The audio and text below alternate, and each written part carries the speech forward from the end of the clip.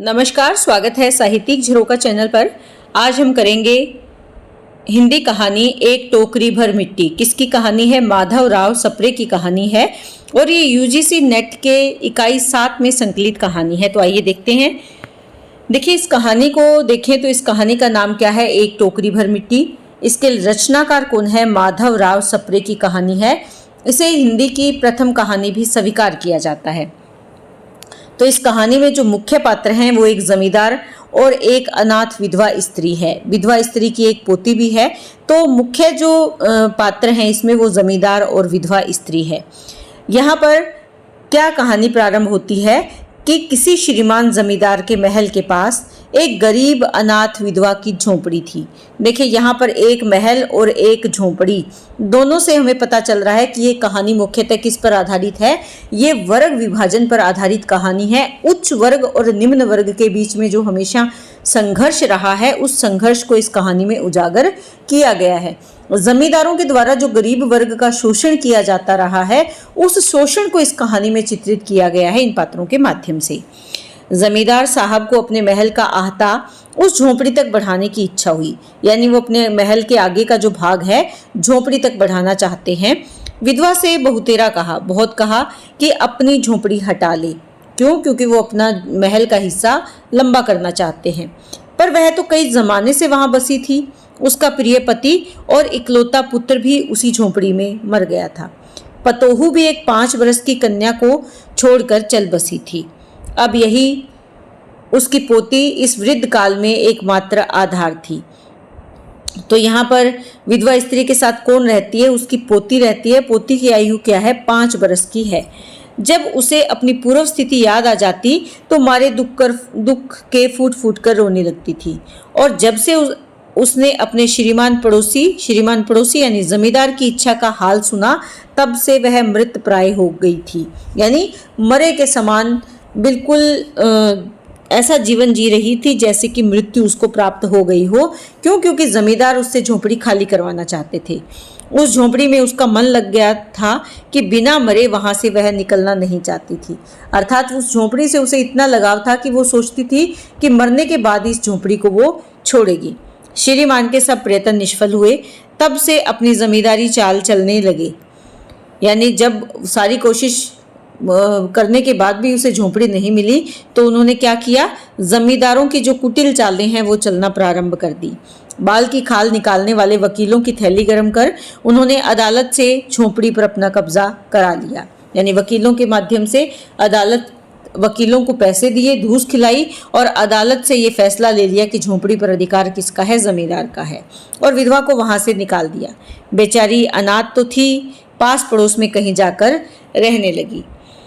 एक दिन श्रीमान उस झोंपड़ी के आसपास टहल रहे थे और लोगों को काम बतला रहे थे कि वह विधवा हाथ में एक टोकरी लेकर वहां पहुंची।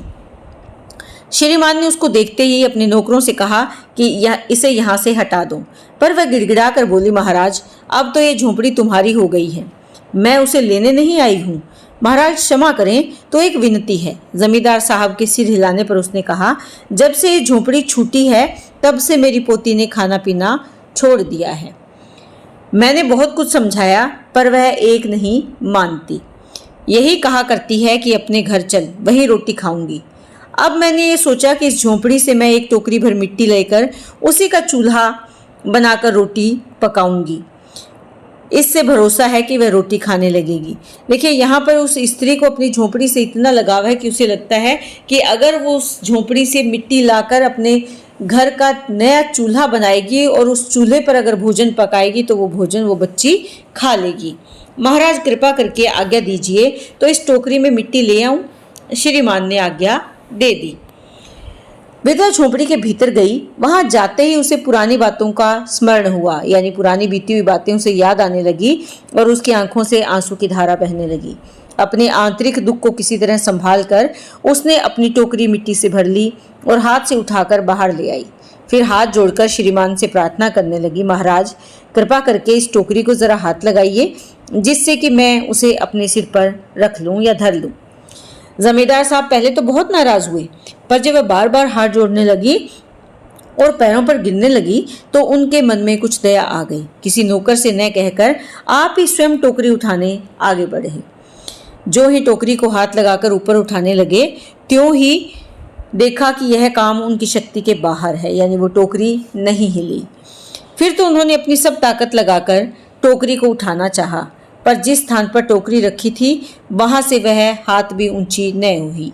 वह लज्जित होकर कहने लगे, नहीं, यह टोकरी हमसे न उठाई जाएगी, यानी वो टोकरी वो विधवा स्त्री के सिर पर नहीं रखवा पाए।